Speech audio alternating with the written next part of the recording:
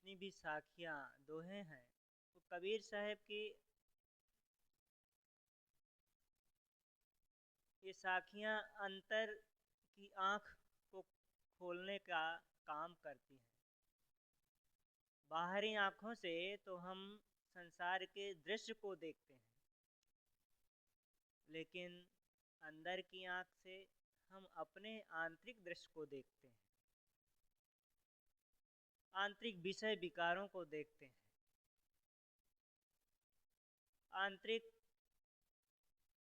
कामनाएं, वासनाएं और मन की जो कुचाले हैं उसको देखते हैं। कबीर साहब कहते हैं कि रतन अड़ाइन रेत में, ये कहावत प्रसिद्ध है कि हंस जो होता है वो मोती चुनता है, और हंस का जहाँ जहाँ भी उदाहरण आता है वो चेतन आत्मा के लिए है। कबीर साहब कहते हैं कोई हंस हो और वह विवेकी हो, समझदार हो, रहनी स्वरूप ज्ञान लक्ष्य को प्राप्त करने का एक अवसर उसे मिला हो और उसमें सारी योग्यताएं हों, सारी इंद्रियां सुदृढ़ हों और कबीर साहब का ज्ञान मिला हो,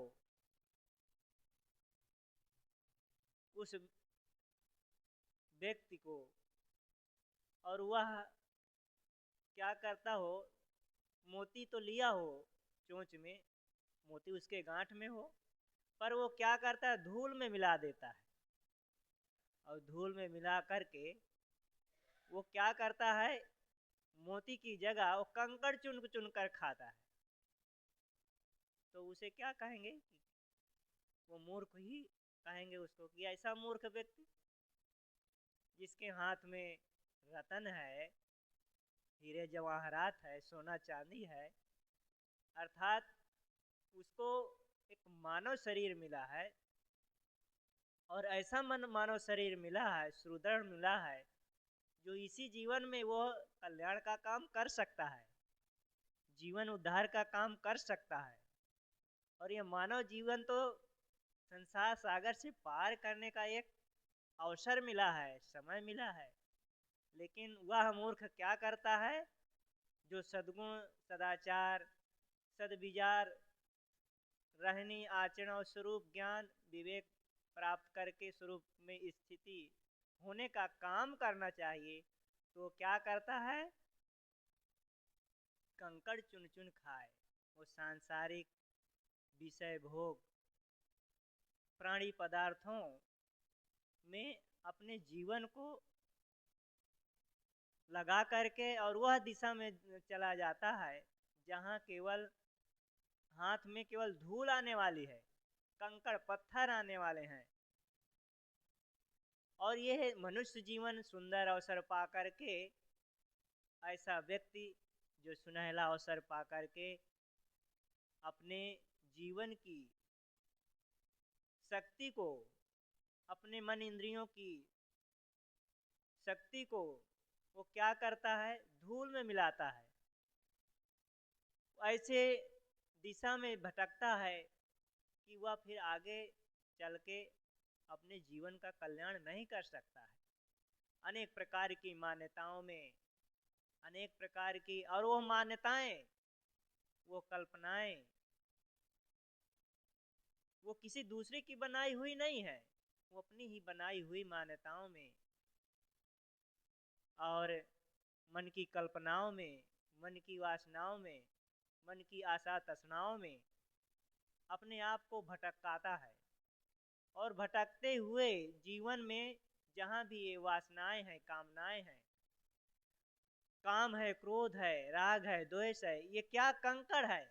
जो व्यक्ति इसमें जीता है उसके जीवन में, उसके हाथ में केवल अशांति ही आती है, दुख ही आता है। हम वही करते हैं रात दिन, ऐसे चीजों को इकट्ठा करने के लिए अपने जीवन को लगा देते हैं जो एक कंकड़ के समान है। गुरुजी कहा करते थे कि संसार के जितने भी हम वस्तुओं को इकट्ठा करते हैं वो एक कूड़ा कबाड़ है। कोई गरीब है, उसके घर में थोड़ी सी वस्तुएं हैं, थोड़ा कूड़ा कबाड़ है। बहुत सी वस्तुएं हैं, बहुत बड़ा कबाड़ी है। हम सब छोटे कबाड़ी हैं। हमारे पास 2-4 कंबल होंगे, 2-4 चादर होंगी, 2-4 पुस्तकें होंगी, 2-4 जोड़ी कपड़ा होंगे। हम छोटे कबाड़ी हैं। आखिर अंत में तो कबाड़ी ही होता है। और कोई बहुत बड़ा पैसावान धनवान है, 4-6 उसके यहाँ LED होंगी, टीवियाँ होंगी, बहुत से गद्दे होंगे, बहुत से चेयर होंगे, बहुत से टेबल होंगे, बहुत सी गाड़ियाँ होंगी। आखिर कोई भी गाड़ी, कोई भी वस्तु, कोई भी पदार्थ हो, वो कितने दिन तक वैसे ही बने रहेगी जैसे नई शुरू में हम खरीदते हैं तो खरीदते समय नया रहता है। कुछ दिन में वह सब कबाड़ हो जाता है और कबाड़ हो जाने के बाद एक कमरे में उसे ठूंस दिया जाता है या फिर कबाड़ी के हाथ में बेच दिया जाता है। तो वही हम सुबह से लेकर शाम तक कबाड़ ही इकट्ठा करते हैं। एक बाहर का कबाड़ होता है जो दिखता है, लेकिन जो एक आंतरिक कबाड़ है जो दिखता नहीं है पर वो हमें अशांति देता है, दुख देता है, पीड़ा देता है और ऐसी ऐसी दिशा में ले जाता है जहाँ केवल डंठन हाथ में आता है। कबीर साहब ने कहा है, तिल झारी कबीरा लिया, तिलैठी झारे हाथ लोग। तो तिलैठी हमारे हाथ में केवल पुआल आ जाता है और जो सार है वह कब को खत्म हो जाता है। जैसे कोई व्यक्ति हो और वह दिन भर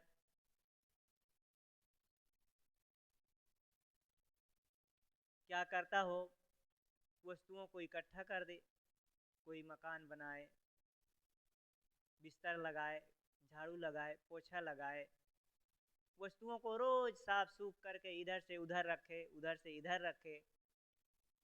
यह जीवन में करता रहे पर कभी विश्राम न ले, उसमें कभी शांति से बैठकर या शांति से लेट करके सुख की, चैन की नींद न ले, तो उसे क्या कहेंगे? मूर्ख ही कहेंगे। हम सब वही करते हैं। सुबह से लेकर इस शरीर को, ये बाहरी कूड़ा कबाड़ को, सुबह से लेकर जगते हैं तो सबसे पहले टट्टी जाते हैं, पेशाब जाते हैं, नहाते हैं, धोते हैं, कपड़ा धोते हैं, मकान दुकान सबको संवारते हैं, दातुन मंजन करते हैं, साबुन लगाते हैं, क्रीम लगाते हैं, पाउडर ना मालूम क्या क्या लगाते हैं इस बाहरी कूड़ा कबाड़ को सजाने के लिए। यही करते रहते हैं, जिंदगी भर करते रहते हैं, पर कभी क्या आंख मूंद कर बैठते हैं, देखते हैं अंदर के कूड़ा कबाड़ को कभी साफ करने का काम करते हैं? नहीं करते हैं। सुंदर जीवन जब बच्चा जन्म लेता है उसकी आंखें कितना मासूम रहती हैं, आंखों में कोई गलत दृश्य नहीं रहता है। देखो दांत इतना सुंदर रहते हैं, मोती की तरह चमकते हैं, छोटे छोटे दांत रहते हैं बच्चे की, निकलते हैं तो कितने अच्छे, एकदम अच्छे लगते हैं। लेकिन कुछ दिनों के बाद देखा जाता है वो गलत खाना शुरू कर देता है। ये कूड़ा कबाड़ तो ही है। गलत खाता है, गलत पीता है, गुटखा खाएगा, तंबाकू खाएगा और ना मालूम क्या क्या खाता है, और शराब पीना शुरू कर दिए तो पूरा सत्यानाश ही कर देता है। हम देखते हैं एक दर्जी होता है, सिलाई करने वाला, वो क्या करता है, एक सीधे साधे कपड़े को काटता है और काट काट करके एक सुंदर कोट पैंट तैयार कर देता है और इतना अच्छा तैयार कर देता है कि कहा नहीं जा सकता। एक एक से एक कलाकार ऐसे होते हैं जो कपड़े को काट कर सुंदर ड्रेस तैयार कर देता है। वह जो दर्जी है उसको काट काट करके, गलत चीजों को काट काट करके, निकाल करके, जोड़ जोड़ करके एक सुंदर ड्रेस क्या बोलते हैं, ड्रेस तैयार कर देता है, पैंट शर्ट तैयार कर देता है।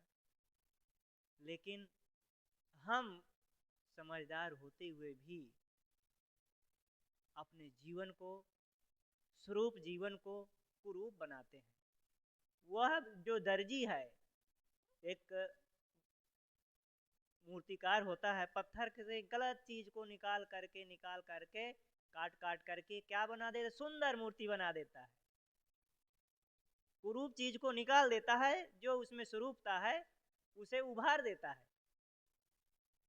मूर्तिकार गलत चीज को अर्थात कुरूप चीज को एक स्वरूप ढांचा में ढाल देता है, सुंदर मूर्ति बना देता है। हनुमान जी की बना दिया, राम सीता की बना दिया, गणेश की बना दिया, ना जाने किसकी किसकी मूर्ति बना देता है। और ऐसा बना देता है कि बस अब इसमें जान की कमी है, जान आ जाए तो पूरा भूलने लग जाए, हमारा हर काम करने लग जाए। बस दुर्भाग्य यही है कि उसमें जान नहीं आती। कितना भी बनाते रहोगे, कितना भी करते रहोगे, पर उसमें जान आने वाली नहीं।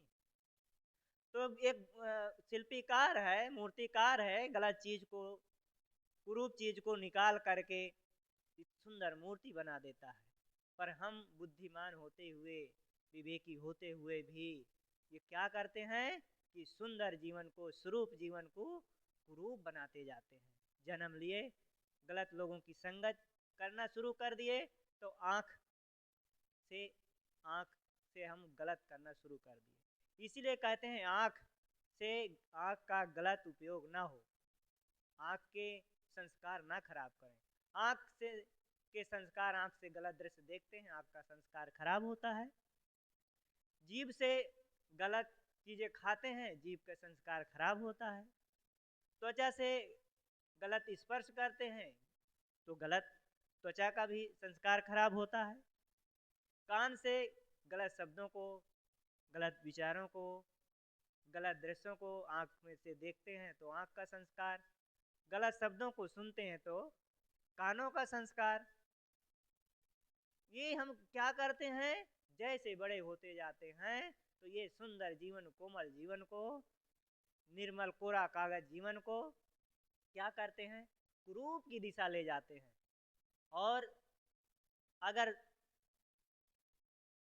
ज्यादा समझदारी ना हुई, समझ बोध तो हो जाता है, बोध का मतलब बड़ा बच्चा हुआ और बड़ा हो गया तो थोड़ा समझदारी आ जाती है। जैसे जब बच्चा छोटा रहता है तो उसे खिलौना दो तो खेलता है, ले लो तो रोता है। लेकिन अब जब बड़ा हो जाता है वो खिलौना छूट जाता है, उसके लिए उसकी चिंता नहीं रहती। लेकिन बड़ा हो जाता है, समझदार हो जाता है, तो भी वह जीवन में गलत गलत गलत सब गलत करता जाता है, सबके संस्कार खराब करता जाता है।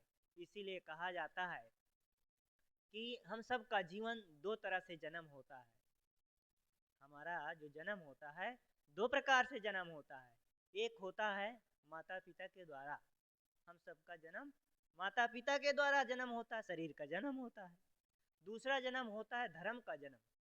धर्म का जन्म किससे होता है, धर्म का जन्म सदगुरु से होता है, गुरु से नहीं होता, सदगुरु से होता है।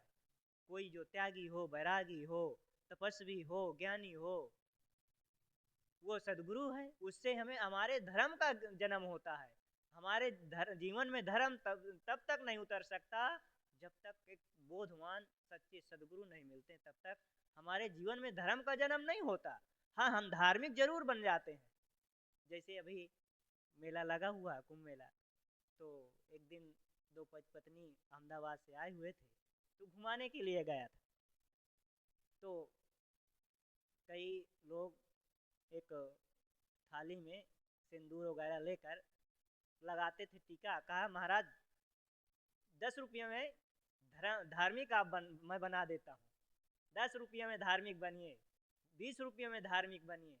तो वो धार्मिक नहीं है, वो तो टीका लगा दिया, चंदन लगा दिया, अब बस 20 रुपया दे दीजिए, आप धार्मिक बन गए, बड़ा सस्ता है।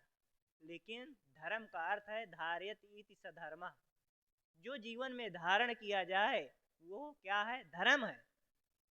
आपका धर्म है आपके अंदर विनम्रता आए, आप का धर्म है आपके अंदर सरलता आए, आपका धर्म है आपके अंदर दया आए, ये आपका धर्म है।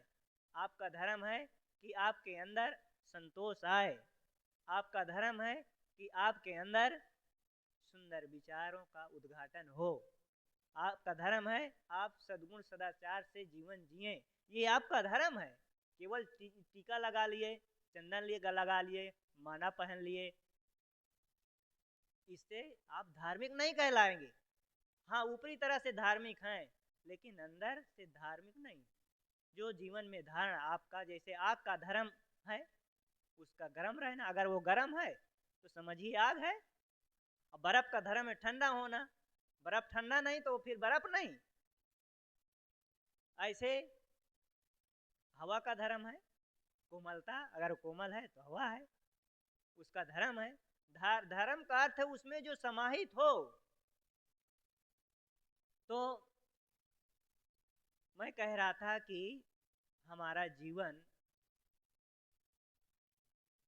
एक सुंदर जीवन मिला हो और ये एक अवसर मिला हो। कबीर साहब कहते हैं कि रतन अड़ाइन रेत में, ये जो रत्नपूर्ण जीवन आपको मिला है इसको आप रात दिन करते हुए किसमें अड़ा रहे हैं, किसमें डाल रहे हैं, किसमें गंवा रहे हैं?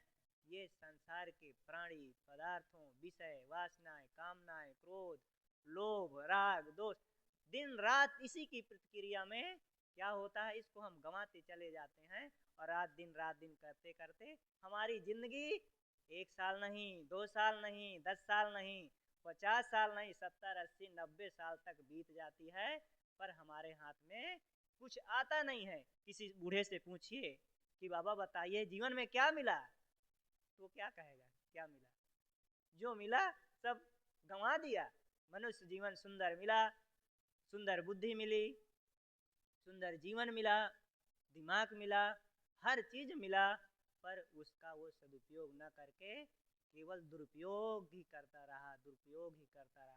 देखिए हमारे सामने ये मकान खड़ा हुआ है, सुंदर मकान, लेकिन जो इसका मकान का बनाने वाला है, मकान का बनाने वाला जो कारीगर है, मिस्त्री है, अलग अलग जो चीजें हैं, लोहा, लक्कड़, ईंटा, सीमेंट, रेती इत्यादि जितने भी चीजें थी कुरूप थी, लेकिन इसको बनाकर सुंदर स्वरूप मकान बन गया, रंग रोगन हो गया, कितना सुंदर लगता है। हम सब इसके अंदर बैठे हैं, तो इसकी विशेषता है। ऐसे ही मनुष्य जीवन अगर जीवन में अपने जीवन को नहीं बदलता है, अपने कर्म संस्कारों को नहीं बदलता है, तो जीवन में सबको अपने कर्म के फल को भोगना पड़ता है। राम नहीं बचे उनको भोगना पड़ा, कृष्ण नहीं बचे उनको भोगना पड़ा, ब्रह्मा नहीं बचे उनको भोगना पड़े, विष्णु नहीं, सब जितने भी देवी देवताओं के हम नाम ले रहे हैं, कोई कर्म फल के भोग से बचा नहीं है। हाँ, कर्म करने में आप स्वतंत्र हैं, कुछ भी कर लीजिए, लेकिन फल भोगने में आप स्वतंत्र नहीं है। कि आप सोचे नहीं हमने ये किया, हमने आग में हाथ डाला, आप आग में हाथ डाली, आप स्वतंत्र है, लेकिन जल जाने के बाद जो पीड़ा होगी उसमें आप स्वतंत्र नहीं है। ऐसे ही ये जीवन मिला है, आज अवसर मिला है, इस अवसर का हमें पूर्ण रूप से सदुपयोग करना चाहिए। लेकिन दुर्भाग्य ये है कि हमें ये अवसर, कबीर साहब के ई पिंडे हो की जाए, ये पिंड, ये मानव शरीर में हो, मतलब कल्याण की भूमिका मिली है, कल्याण का एक अवसर मिला है, मोक्ष का एक साधन मिला है, संसार सागर से पार होने का ये एक अवसर मिला है। लेकिन कबीर साहब कहते हैं कि पिंडे हो की जाए, अगर इस जीवन में आपने कुछ नहीं किया है तो फिर धोखे में जीवन बीत गयो।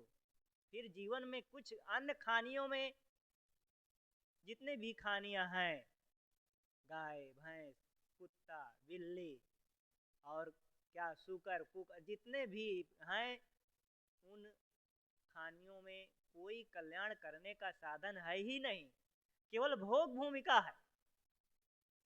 लेकिन ये जो अवसर मिला है, इसमें आप अपने जीवन के जो अवसर मिला है जीवन में, जो हमें सुधारना है, ये सुधार सकते हैं। जीवन के कर्म फल को आप बदल सकते हैं। ये आपके अवसर है, आपके हाथ में है और वर्तमान में है, एक अवसर मिला हुआ है। और जो प्रारब्ध में है वो तो है, वो तो आएगा, उसे आप बदल नहीं सकते। लेकिन वर्तमान के पुरुषार्थ के आधार पर आप अपने जीवन को बदल सकते हैं। एक वट वृक्ष होता है, वो उसका छोटा सा बीज रहता है, लेकिन जब वो पौधा बड़ा होता है, पेड़ बन जाता है, कितना भयंकर विशाल हो जाता है। और 1 साल नहीं रहता, 2 साल नहीं रहता, कई वर्ष तक वो पेड़ खड़ा रह जाता है। तो वो प्रारब्ध जो है वो है, लेकिन आप वर्तमान के पुरुषार्थ से आप अपने को बदल शुरुआत, आपकी नींव शुरुआत कर रहे हैं तो बदलना शुरू हो जाएगा। तो ये एक अवसर है। और अवसर चूक जाने पर एक कहते हैं ना, बाहर निकलने का एक क्या है, ये दरवाजा है और अंदर आने का भी दरवाजा है। आप बाहर निकलना चाहते हैं ये मकान के, कि अंदर आना चाहते हैं, ये आपके हाथ में है। कहा जाता है पहले के बड़े बड़े जो राजा हुआ करते थे, तो उनका एक किला होता था और किले के अंदर पूरी उनकी प्रजा रहती थी। और प्रजा जो रहती थी उसकी सुरक्षा के लिए, राजा की सुरक्षा के लिए किला चारों तरफ बाउंड्री हुआ करती थी, लंबी लंबी। अभी भी आप देखते होंगे कहीं कहीं रजवाड़ों का जो किला होता है वो बहुत दूर तक लंबी बाउंड्री होती है। और उसको बाहर निकलने के लिए 1 या 2 गेट होते हैं जिससे आप जा सकते हैं, आ सकते हैं। तो और बाउंड्री इसलिए कि भाई बाहरी जंगली जानवरों के द्वारा कोई हमला ना हो, या बाहरी कोई आतंकवादियों के द्वारा हमला ना हो, इसके लिए अगल बगल खाई भी कर देते थे, जिसमें पानी डाल देते थे, पानी रहता था, मगरमच्छ छोड़ देते थे, जिससे कि कोई अंदर प्रवेश, दुश्मन प्रवेश ना करे। तो एक उसी किले में एक अंधा रहता था, बाहर निकलना चाहता था। किसी से पूछा मुझे बाहर जाना है, मैं जाऊं कैसे? किसी ने कहा, कोई रास्ते में मिला और कहा देखो ये बाउंड्री जो है इसको अब पकड़ते पकड़ते चले जाओगे तो जहाँ गेट आएगा बस वहीं से बाहर चले जाना। वो बेचारा अंधा आदमी क्या करता, वो जो दीवार है, दीवार को पकड़ पकड़ करके चलता चलता रहता, और जब गेट आता तो उसको खुजली हो जाती थी। खुजली तो कभी सिर खुजलाने लगता, कभी हाथ खुजलाने लगता, कभी पैर खुजलाता, तो इतने में गेट निकल जाता। पूरा कई बार चक्कर लगाता रहा, पर गेट से निकला नहीं। किसी ने फिर मिला, पूछा कि बाहर जाने का दरवाजा किधर है, मैं तो घूम ही रहा हूँ लेकिन अभी बाहर निकल नहीं पा रहा हूँ। उसने कहा कि क्या तुम कभी बाउंड्री को छोड़ देते थे? तो कहा बीच बीच छोड़ देता था, कभी खुजली हो जाती थी तो खुजलाते खुजलाते आगे बढ़ जाता था, इतने में दरवाजा निकल जाता था। तो एक उदाहरण हुआ, हम सब क्या हैं, अंधे हैं। किसके अंधे हैं? ज्ञान के अंधे हैं। बाहर की तो आंखें हैं पर हृदय की आंखें, हमारी कबीर साहब ने कहा है, ऊपर की 2 गई हियों की गई हराए, अब कहें कबीर जाकी 4 गई, ताका कौन उपाय। ऊपर की 2 दोनों चली गई, जो मांस चाम की आंखें हैं उसे तो हम देख ही नहीं पा रहे, लेकिन जो हृदय में ज्ञान विवेक की आंखें हैं वो भी चली गई। कबीर साहब कहते उसका कोई उपाय नहीं है बचाने का, वो तो गया। ऐसे ही वो अंधे की तरह हम हैं, जो आज एक मनुष्य जीवन मिला है, एक दरवाजा। ये दरवाजा से हम संसार सागर से पार हो जाएं, लेकिन ये संसार में मनुष्य के अंदर विषय वासनाओं की खुजली आती है, तो वो जो मुक्ति का दरवाजा है, कल्याण का दरवाजा है, मोक्ष का दरवाजा है, छूट ही जाता है। हमें पता ही नहीं चलता है कि हमें जीवन का कल्याण करना ही चाहिए। बस प्राणी पदार्थों में, इस संसार के प्राणी पदार्थों में, इसी को जोड़ने में उसी में रीझने और खींचने में, परिवार में, घर में, मकान में, दुकान में, फैक्ट्री में, कितने विषयों में, आशाओं में, तृष्णाओं में, ये खुजली है। इसी खुजली में आदमी लगा रहता है, पर जब तक उसे होश संवारने का अवसर आता है तब तक हाथ से समय समाप्त हो जाता है, गेट निकल जाता है। अब पछताए होत क्या जब चिड़िया चुन गई खेत। तो मैं कबीर साहब के एक साखी के आधार पर रतन अड़ाइन रेत में कंकड़ चुन चुन खाए, कहें कबीर पुकार के ई पिंडे हो की जाए। और आगे न करते हुए बस अपनी बात को यहीं पर विराम देता हूँ।